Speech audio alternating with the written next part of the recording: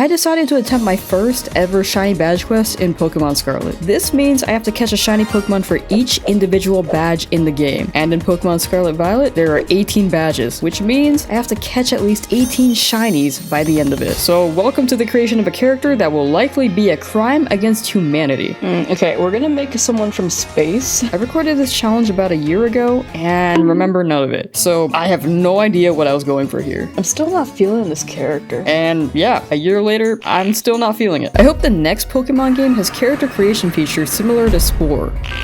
Never mind, this would probably be a mistake. Anyway, after mashing the A button on my Joy-Con as though it would get me through the cutscene faster, we don't need this edumacation tour. I went to public school. It was time to choose a starter Pokemon. But wait, the starters in this game are shiny locked, which is very unfortunate to me because I actually really like the mindlessness of soft resetting. It may be mundane, but it gives me a sense of tranquility. But instead, I have to grab a starter Pokemon that just isn't shiny. And since I love Fuecoco so much, his little waddle. I'll always be happy when I see that. Alright, I choose Quaxly so that Nemona can take Fuecoco. And then you will be shoved in the box for all your life. And of course, I had to endure the mandatory battle against Nemona. Fuecoco! Fuecoco! Since Quaxly is not shiny, we have to let it die. So I'm just gonna keep mashing this, and I'm hoping that Fuecoco will kill it. Nemona! I have 1 health point! Yeah, we lost. Let's go, Fuecoco. Woo! Hey, if you battle like that on your first try, you definitely have what it takes to be a trainer.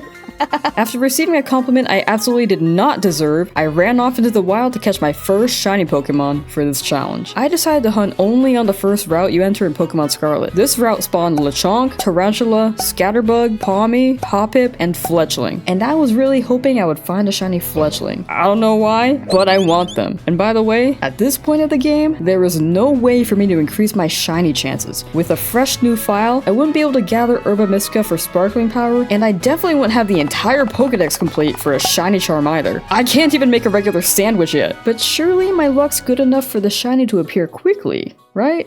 Let's go! Scatterbug! Scatterbug! Scatterbug! Yeah! Oh gosh! We got him! I've never had a shiny Scatterbug. This is sick. And with my first shiny caught, I let chat name the shinies via wheel, but I just checked to see if all these nicknames were appropriate, and no, we're not doing wheel names anymore. But I will still name Pokemon after viewers, so if you want a Pokemon to be named after you, swing by on twitch.tv to have a chance of being a Pokemon for a video. Or if you'd rather watch the edited version of it all, subscribe. With this shiny Scatterbug caught, I was finally able to play the game. I got rid of the useless duck before it tried to get rid of me. Oh, I guess I'm battling Arvin. And I lost. Contrary to the first Nemona fight that I had to lose, I didn't have to lose this one. Nemona is like, am I sure I want this person to be my rival? And looking at Scatterbug's stats, yeah, that makes sense. This guy was really weak, so I had to do what Pokemon trainers are supposed to do, train their Pokemon. And since this bug wasn't very strong, I had to find some low-level Pokemon that have a chance of actually gaining experience points. Hope it doesn't one-shot me if I... Oh goodness. Well, turns out Scatterbug was so weak, the only species of Pokemon he could actually pose a challenge against was his own. Have mercy. So after destroying many innocent wild Scatterbug, my Scatterbug grew from level 3 to level 9, and I stopped training there, believing that it was an adequate enough level for him to survive the bare minimum. I approached the gates of Mesagoza for my first legitimate battle against Nemona with a shiny Pokemon. Fuecoco! Oh, this is a bad matchup. Apparently, my one shiny Pokemon was still incapable of defeating any other Pokemon. So when I saw a girl named Penny stuck in a dire situation, I bailed. Let me walk away. I'm kind of... Okay, yeah. So I had two options. Either I train Scatterbug to evolve and have a better set of stats, or I can just get a shiny right now. No, okay, it didn't work. So not wanting to spend another few days looking for a second shiny, it was time to beat up more wild Scatterbug. And with more blood on my shiny Scatterbug's little bug hand things, he was finally ready to evolve. and hopefully we don't lose any more battles. Spoopa! But it didn't help much because Spoopa's stats are still utterly abysmal. Despite this, maybe Spoopa was just strong enough to defeat the Team Star Grunts and not lose our 4th trainer battle of the game.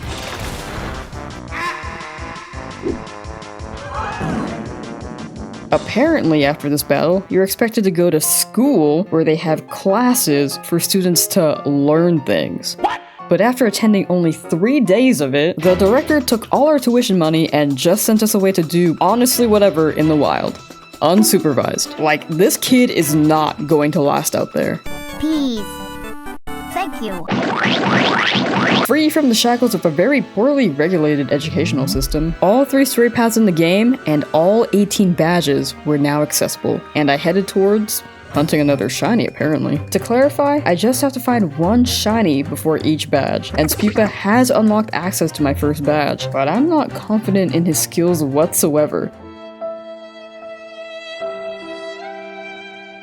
I was able to hunt the shiny via mass outbreaks. With this feature, I was able to knock out Pokemon and increase my shiny odds from 1 in 4096 to 1 in 365.67 at best. So through the power of time manipulation, I reset outbreaks hoping to hunt for a Pokemon I wanted earlier, Fletchling. And eventually bestowed a Fletchling outbreak, I beat up a bunch of birds to max up my shiny chances with high hopes that this time I would get the shiny.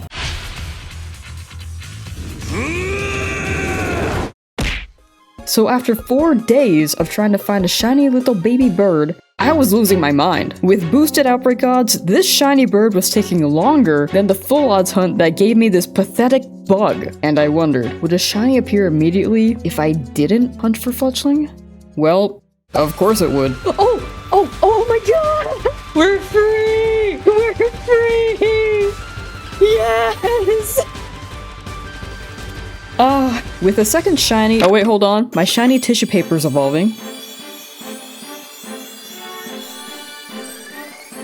Tight. With the shiny Palmy caught, I headed towards Cortondo Town to finally get my first badge. But it wasn't an easy trip due to a newfound anxiety born from recent events. I swear, if one of y'all is shiny, I will cry. Okay, you're fine, you're fine. You're all fine. Thankfully, with Murphy's Law not coming into play this time, I arrived at Cortondo Town safely without a single tear shed. I entered the gym, barely escaped the menace that is Nimona, and beat up a baby bear. Goodbye! All to receive my first badge in this challenge. And before I can earn my second badge, I have to catch another shiny Pokemon. So heading east, I decided to hunt in Cheeto Dust Valley, where I was met with an outbreak of Spoink and found nothing. The next day, I found a horde of Yungoos and found another shiny Pokemon for my quest. Purple guy! Yeah! Purple guy! With a shiny Weasel that looks like a 3-layered chocolate cake with ube flavor filling, I entered Artisan's Town Gym, ran into Nimona again— how is she everywhere— and passed a gym test that is notorious for running at 5 frames per second. The gym leader Brassius appeared, putting himself in a precarious situation, and oh my god!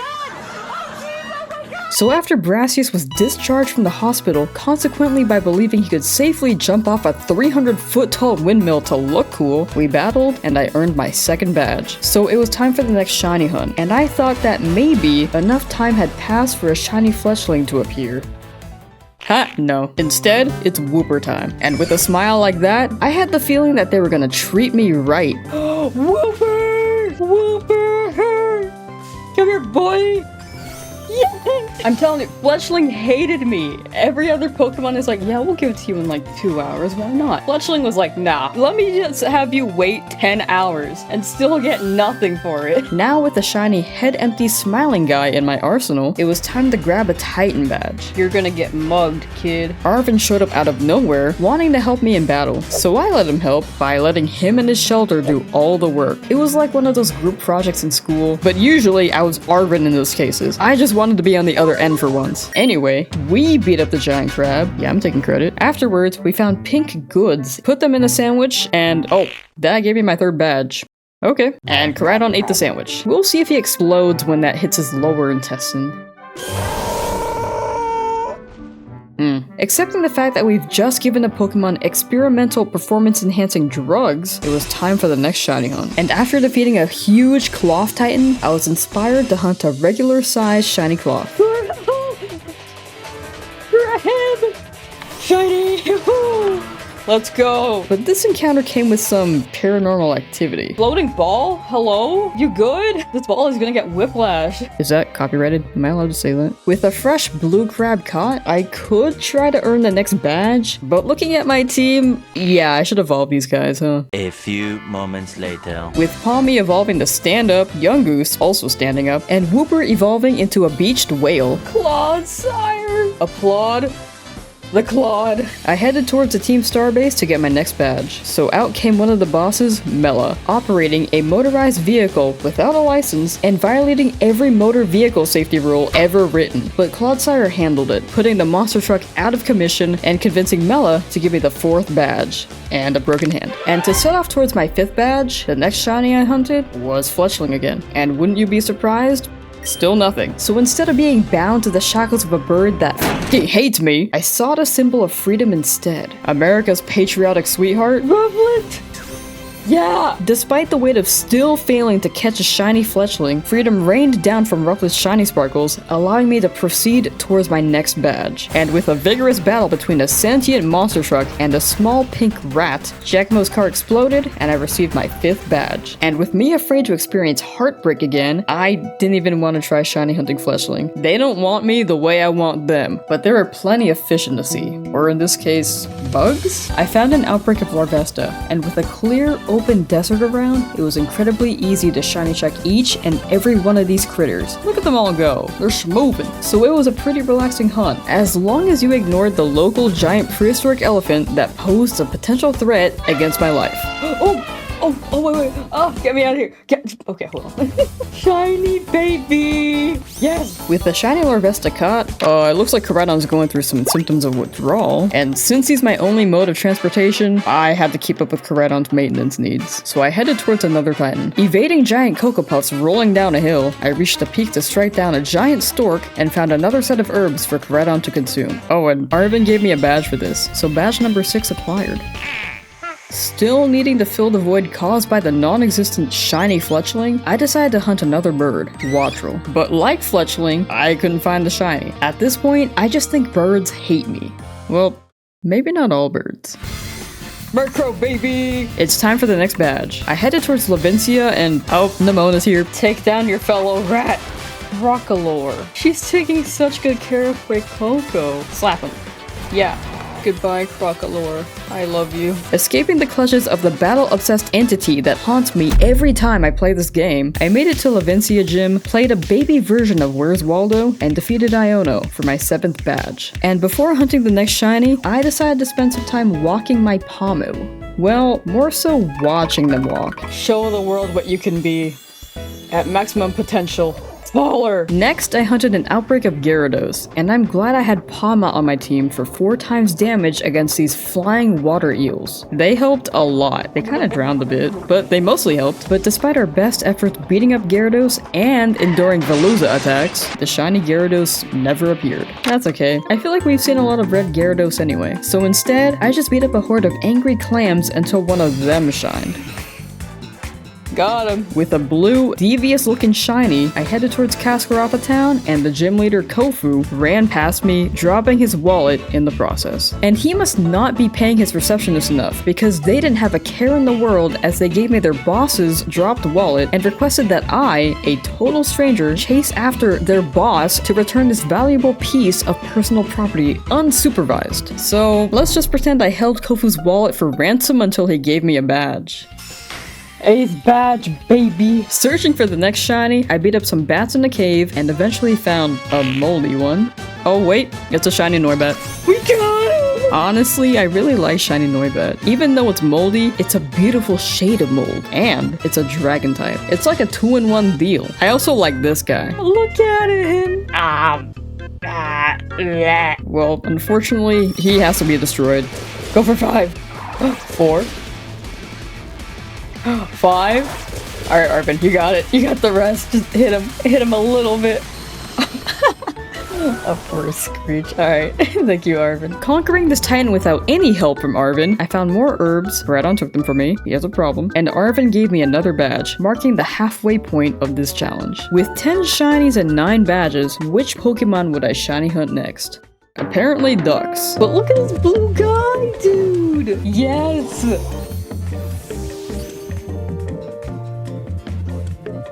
After enduring the 6.9 frame per second cutscene to catch the shiny duck, I arrived in Medali Town to challenge Paldea's most renowned figure, Larry. Preparing for the gym challenge, we ruined several customers' night out and potentially killed them. I don't know. Anyway, I defeated Larry for my 10th badge. After the battle, Champion Gita appeared and forced me to battle Nimona. So begrudgingly defeating her Skeledirge, I was free to start the next shiny hunt. And even though I tried to pull away from the torment of this hunt, I just couldn't. I had to find a shiny Fletchling. I don't even think Fletchling shiny is anything special. If anything, I think its shiny form looks like a regular Fletchling if it rolled around in Cheeto dust. But I grew attached to this hunt, and it hurt. And I soon forgot about my suffering as I got distracted doodling in MS Paint. This is my Zapdos.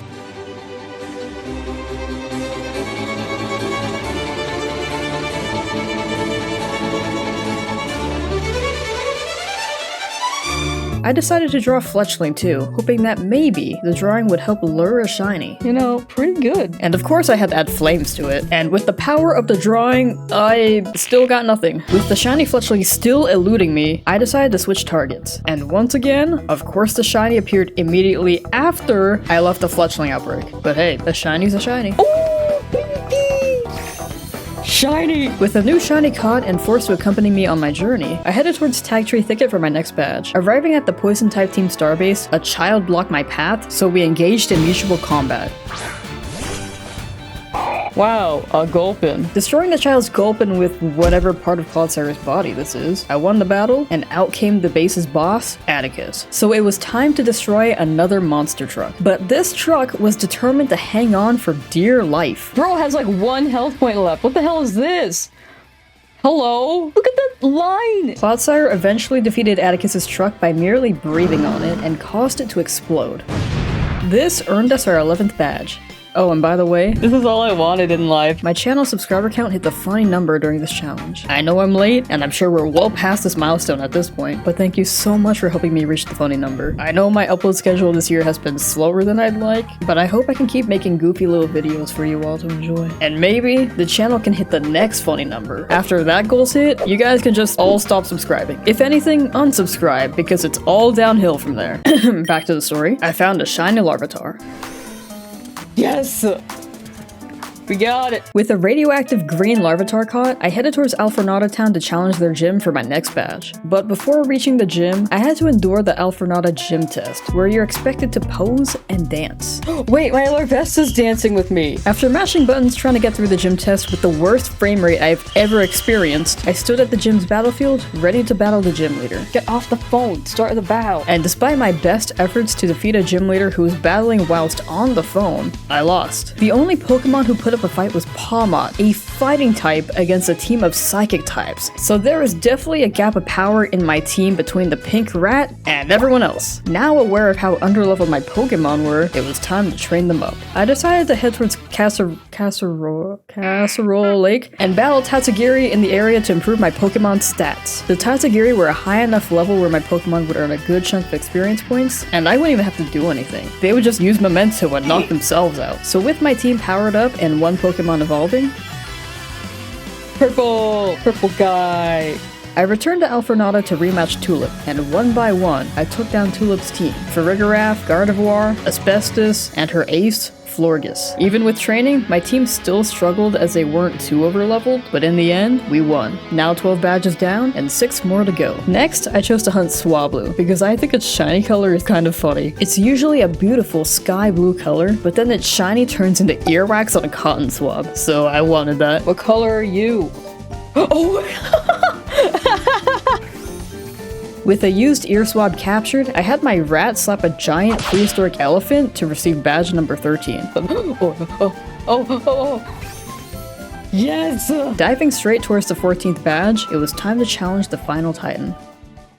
Oh, Well, I beat up this weird looking Whiscash, somehow by using ground type moves in the water, and this fish spontaneously combusted. Discovering the final herb, Arvin gave me the 14th badge, and as the final Titan badge, we've completed one storyline in the game. With only 4 badges remaining, and at least 4 shinies left to catch, I thought maybe, just maybe, there was a chance a shiny fletchling would finally appear.